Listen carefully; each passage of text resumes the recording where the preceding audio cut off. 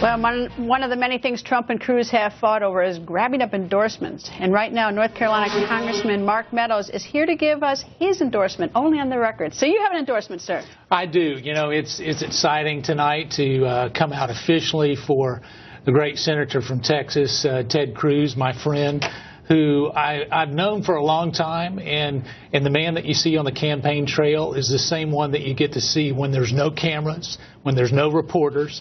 And he's been consistent. He's ready to not only take back America and give it back to the people, but it's encouraging. Why has he not gotten a lot of senators? I mean, that's his club. He's in the Senate, and a lot of people on Capitol Hill endorsing him.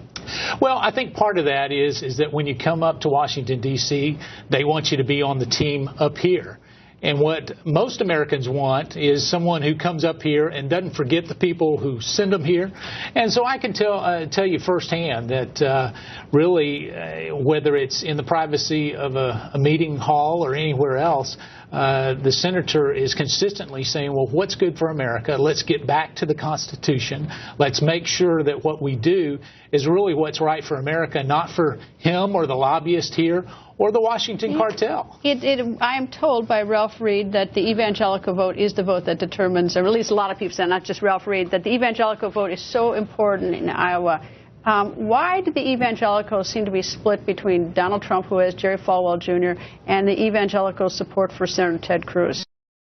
Well, I think part of it is that the evangelical vote is not necessarily one issue or another, and so it does divide up. There are individuals thinking on their own. But I think the other part of that is that so many evangelicals and Americans in general are so fed up with Washington, D.C., that they just want somebody to shake it up. And so by part of that, I think that's the real trouble, is they see Donald Trump out there saying things that normal politicians wouldn't say. Which apparently most of the voters, according to the polls, I mean, the GOP likely voters. But a lot of things in the privacy when you're not in campaign mode. I can tell you that Ted Cruz is consistent not only on the campaign trail, but in the privacy of meeting one-on-one. One of the greatest compliments that the senator got from one of his colleagues, I was saying, well, who do you trust? And he says, well, I can tell you that I trust two senators, and Ted Cruz is one of those. Who was the other one? Yeah, that was a big question, but obviously you're not going to tell me? He wouldn't tell me either. He wouldn't tell you here either.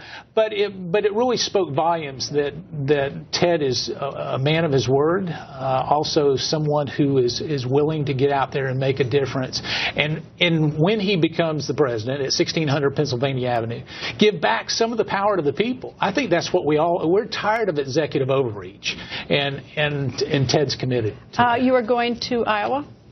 We are going to Iowa to help campaign. And you ever been to Iowa before? You know, it's cold in Iowa. I was just going to say, you're from North Carolina. I was going to give you some free advice about that. For some reason, it's so much colder, on caucus day there every 4 years. I mean, I've never seen anything like it, unless it's different this year. You know, great people, whether it's cold or hot, you know, we need to really do what we can for America, and that's what I'm committed to. What do you make of Donald Trump not showing up tomorrow night? You know, I think mistake. You know, obviously the senator has challenged him to a one-on-one debate, but I think he needs to be there, and certainly the American people deserve that. I was disappointed in that decision by Donald Trump. Think that one-on-one debate's going to happen? I don't think it'll happen, but it should. And you know, obviously the challenge is there, so it's up to the Donald to figure out whether he's willing to accept it or not. Well, it's going to be very exciting, and we have a live show Sunday night from Iowa at 7 p.m. and one Monday, so we're very excited as well. Anyway, Congressman, thank you. Enjoy Iowa. I'll probably see you there.